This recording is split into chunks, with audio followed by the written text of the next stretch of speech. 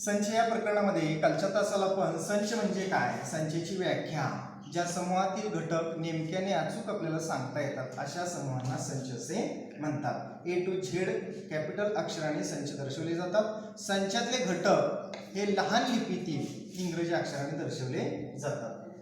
संचाच्या बाबतीत belongs to हे चिन्ह बघा, ई सारखं दिसतं मात्र वेगळं चिन्ह आहे. बिलॉंग्स टू त्या संचातला घटक असणे, चा घटक असणे. आणि असं जर चिन्ह तुम्हाला दाखवायचं असेल तर ते कधी दाखवणार, एखादा घटक त्या संचात नाही त्यावेळी चा घटक नसणे. ही बाब कालच्या तासाला लक्षात आली असेल. आता आपण पुढे जाऊया संच प्रकरणामध्ये. आपण पुढे जाऊया जरा. संचामध्ये संच मांडणीच्या दोन पद्धती आहेत. महत्वाचा घटक आता सुरू होतो या प्रकरणातला, संच मांडणीच्या पद्धती.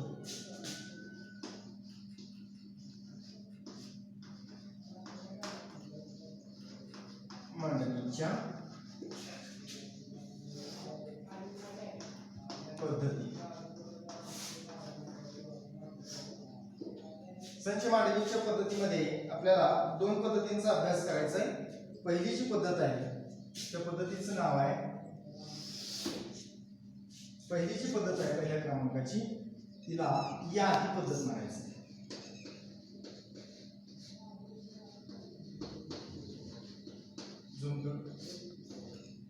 आणि दुसरी जी पद्धत आहे संच मांडणीची, त्या पद्धतीचं नाव आहे गुणधर्म पद्धत. कोणतेही संच यादी पद्धत आणि गुणधर्म पद्धत या दोन्ही पद्धतीनं मांडता येतात. बघूया आपण यादी पद्धत म्हणजे काय. समूहातील घटक, संचातील घटक थेट महिरूपी कंसामध्ये आपण ओळीनं क्रमानं मांडतो, यास यादी पद्धतीचा संच म्हणतात. संच मांडणीची पहिली पद्धत, संचातील घटक क्रमाने ओळीने महिरूपी कंसामध्ये आपण मांडतो, त्यास यादी पद्धत असे म्हणतात. बघूया एक उदाहरण. आपल्याला इंग्रजी स्वरांचा संच माहिती आहे. ए हा संच आहे, जो स्वरांचा आहे. महिरूपी कंसामध्ये ए, ई, आय, ओ आणि यू. या मांडणीच्या पद्धतीला यादी पद्धत असं म्हणायचं. आता याच्या विरुद्ध असणारी गुणधर्म पद्धत जी आहे त्या पद्धतीमध्ये हा संच कसा मांडायचा तर काळजीपूर्वक समजून घ्या. हा घटक अतिशय महत्वाचा. महिरूपी कंसातील यादी पद्धतीने मांडलेले जे घटक आहेत त्यांचं काळजीपूर्वक निरीक्षण करा. त्या सगळ्याच घटकांना लागू होईल असं एखादं गुणवैशिष्ट्य इथे दिसतं का. ए, त्याच्यानंतर ई, त्याच्यानंतर आय, त्याच्यानंतर ओ, त्याच्यानंतर यू. आपल्या पटकन लक्षात येतं की हे जे घटक आहेत हे घटक इंग्रजीतील स्वर आहेत. म्हणजे कोणता गुणधर्म यांच्यासाठी आपल्याला सापडला, इंग्रजीतील ते काय आहे, स्वर आहेत. हा गुणधर्म लक्षात आला रे आला की इथे गुणधर्म पद्धतीने हा संच आपल्याला पटकन मांडता येऊ शकतो. कसा तो बघा. ए हा संच जो यादी पद्धतीने मांडलाय तोच गुणधर्म पद्धतीने कसा मांडायचा बघा.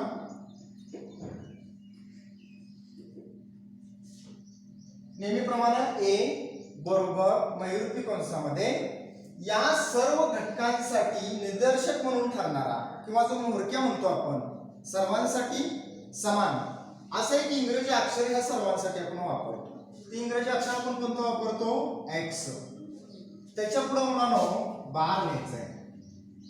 त्याच्या पुढे एक्स बार आणि त्याच्यानंतर एक्स हा काय आहे यातला. प्रत्येक वेळी हा एक्स आहे, हा एक्स आहे, हा एक्स आहे, हा एक्स आहे, हा एक्स आहे. हा एक्स काय आहे तर तो इंग्रजीतील काय आहे, स्वर आहे. आणि म्हणून त्या एक्सचं वर्णन पूर्ण महिरूपी कंसामध्ये तुम्ही लिहायचं आहे. फक्त एक्स बार, एक्स हा इंग्रजीतील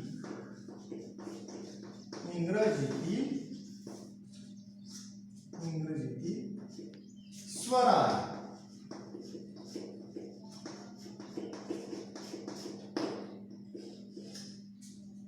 ए बरोबर महिरूपी कंसामध्ये एक्स बार, एक्स हा इंग्रजीतील स्वर आहे. लक्षात येते गुणधर्म पद्धत. आता या पद्धतीतला संच जो लिहिलाय तो याही पद्धतीत तुम्हाला मांडता यायला पाहिजे. येऊ शकतो का तर एक्स जो सर्वांसाठी लागू होणारा, सर्व घटकांसाठी लागू होणारा जो एक्स आहे, हे एक्सचं वर्णन काय आहे, एक्स हा इंग्रजीतील स्वर आहे. तुम्ही पटकन काय लिहिणार यादी पद्धतीमध्ये ए बरोबर महिरूपी कंसामध्ये ए, ई, आय, ओ, यू. दुसरं उदाहरण आपण घेऊया.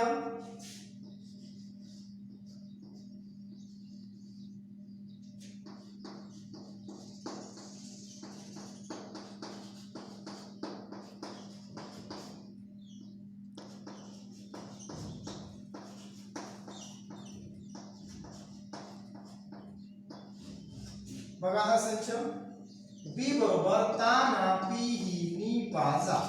आता या सर्व अक्षरांचं बारकाईने निरीक्षण केल्यानंतर ह्यांच्याशी निगडित असणारा गुणधर्म आठवतो आपल्याला. काय? हे इंद्रधनुष्यातील काय आहे?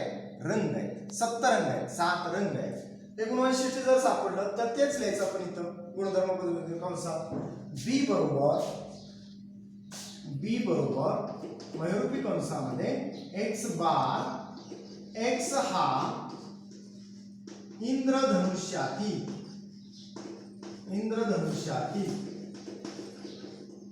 एक्स बार, एक्स हा इंद्रधनुष्यातील रंग आहे.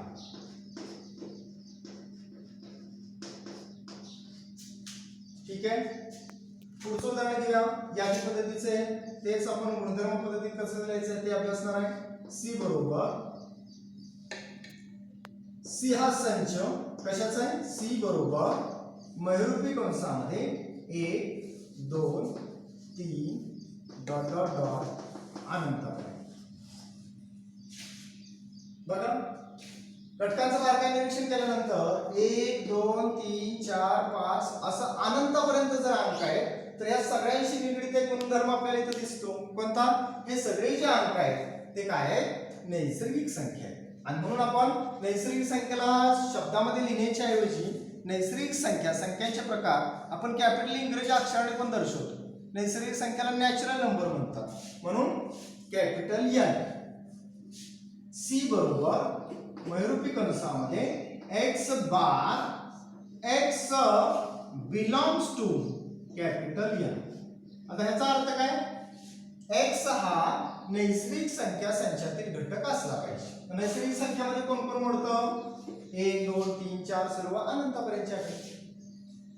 लक्षात येते का? बघा हा अनंत संच, हे शांत संच झाले. संचाचे प्रकार आपल्याला पुढे अभ्यासायचे.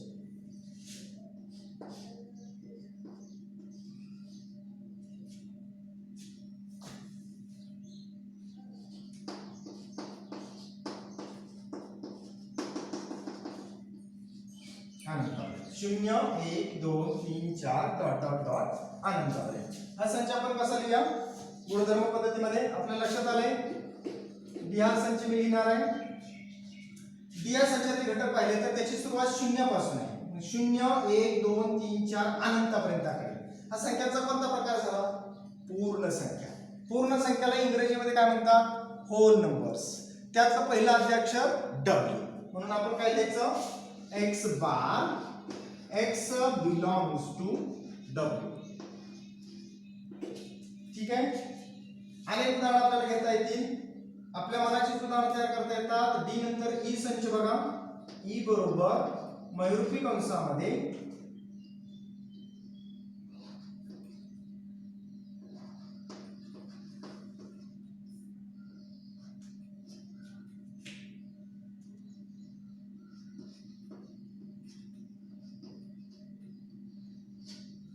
ठीक आहे. संख्यांचं बारकाईने निरीक्षण करा. 2 3 5 7 11 13.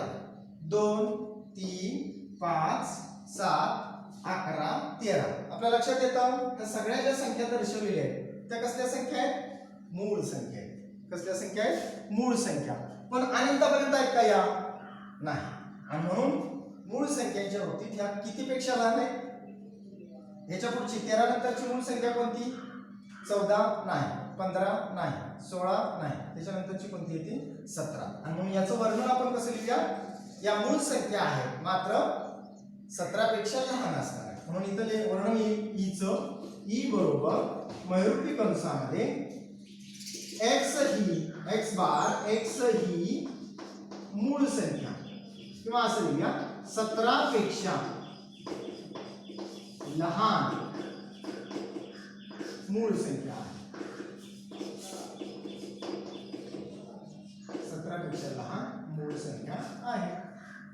बघा अनेक उदाहरण तुम्हाला देता येतात, सोडवता येतात. आणखी एक उदाहरण घेतोय ई एफ मयूरपी कंसामध्ये A B C dot dot dot शेवटी आपण झेड लिहितो. बघा साधारण सोपं उदाहरण दिले. या घटकांकडे आपण पाहिलं बारकाईनं तर आपल्या लक्षात येतं की इंग्रजीतली काय आहे मूळ अक्षर आहे आणि म्हणून एफ हा संच आपल्याला कसा लिहिता येईल गुणधर्म पद्धतीनं एफ बरोबर मयूरपी कंसामध्ये एक्स बार एक्स हे इंग्रजी मुळाक्षर आहे मुळाक्षर आहे. बघा याच पद्धतीने तुम्हाला एखादा संच जर यादी पद्धतीने दिला तर तो गुणधर्म पद्धतीने मांडता यायला पाहिजे.